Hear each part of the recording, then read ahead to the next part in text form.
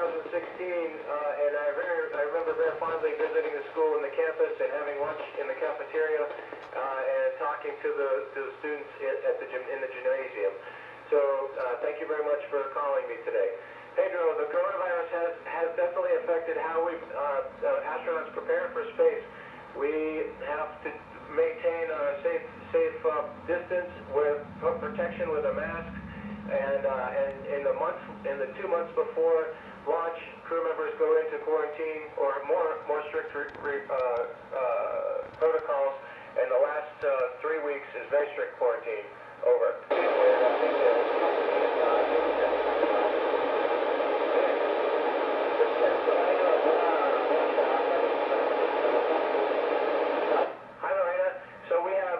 Different exercise devices: a treadmill, a bicycle, and a weightlifting machine. The weightlifting machine is actually air resistance in a vacuum cylinder that we can adjust the piston up and down and provide the resistance, and we can move the bar to accommodate leg exercises or upper body exercises, and that's how we keep our bones nice and strong. It's nice that we get our muscles toned, but really it's our bone health that we care a great deal about from this exercise. Over.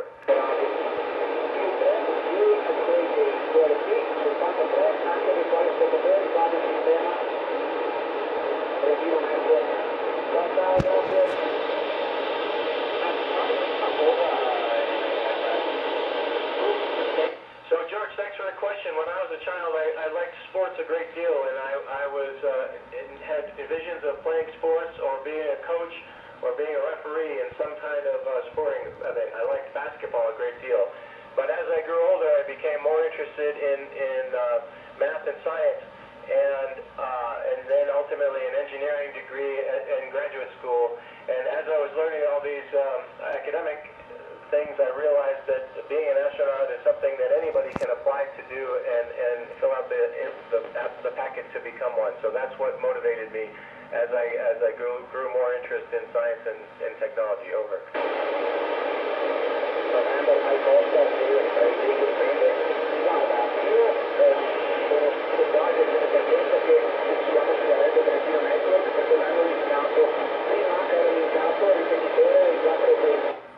Well, we do follow the news and we follow sports. We can occasionally get on the internet, but we have daily news and daily sports broadcasts recorded and follow along, especially when there's big sporting events going on. Although this particular time and space for me, it's marked by the coronavirus pandemic, and so there's not much sports going on in the world. The New England Patriots, and I haven't quite got a soccer favorite team quite yet. Over.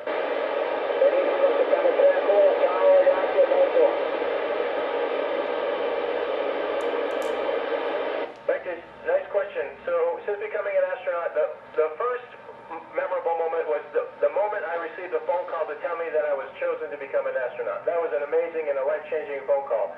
The second moment that really sticks with me is when I was called by the chief astronaut to tell me that I was going to be on my first mission. And that was a year and a half of training to launch on the space shuttle. And my third amazing moment was the moment I first saw outside the hatch on my very first spacewalk. Over.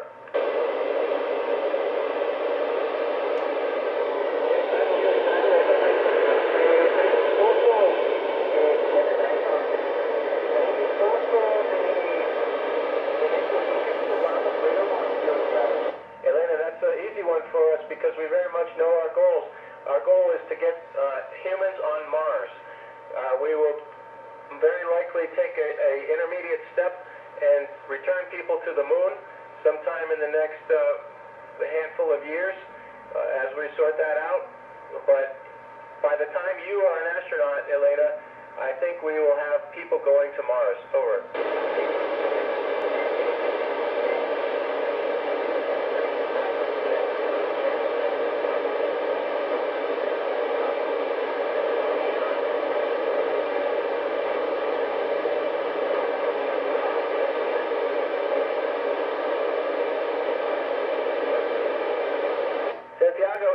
space station, it sounds a lot the same as what you're used to. We have a lot of background noises, fans, machinery noises, and pumps.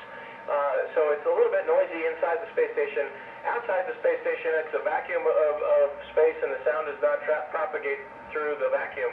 So there's really nothing to hear out there. Over.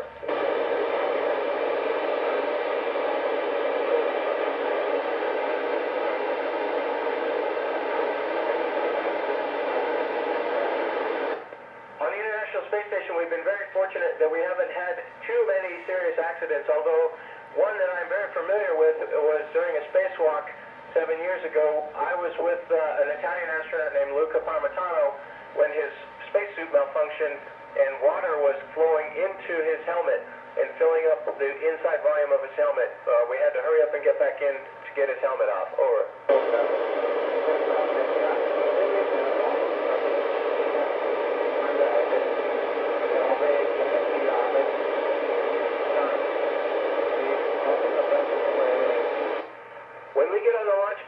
We understand that there's a giant chemical reaction that's about to happen underneath us and launch us to space.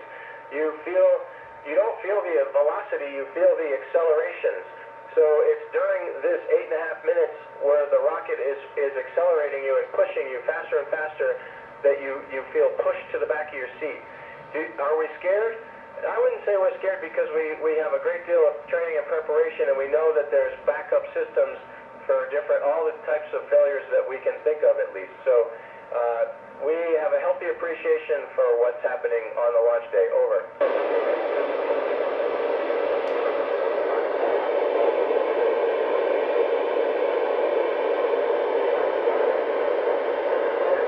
Madeline, when we get back to Earth after being gone for all this time, our bodies have to get used to it. It takes several days to feel semi-normal, and it takes several weeks, probably like a month, to feel completely normal. In those first couple of days, we're not allowed to drive a car. We are very wobbly and need assistance with simple things like going down stairs or jumping across a off a sidewalk onto a street. But those things come back very quick, pretty much after several days. Over.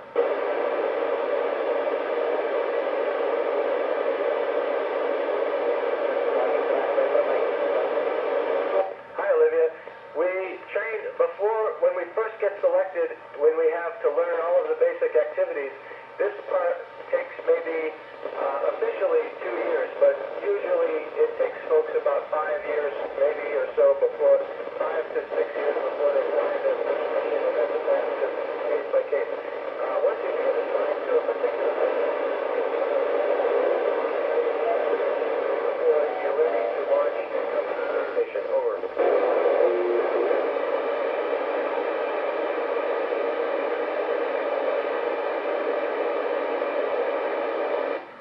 Of gravity doesn't affect how it feels to eat, but certain foods are more difficult, particularly ones that are dry, like rice, potato chips, things that don't stick together are sometimes challenging to eat.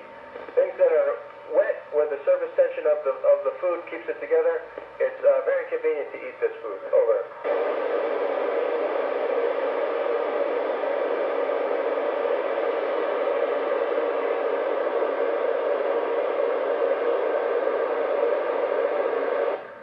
This is Chris on the space station.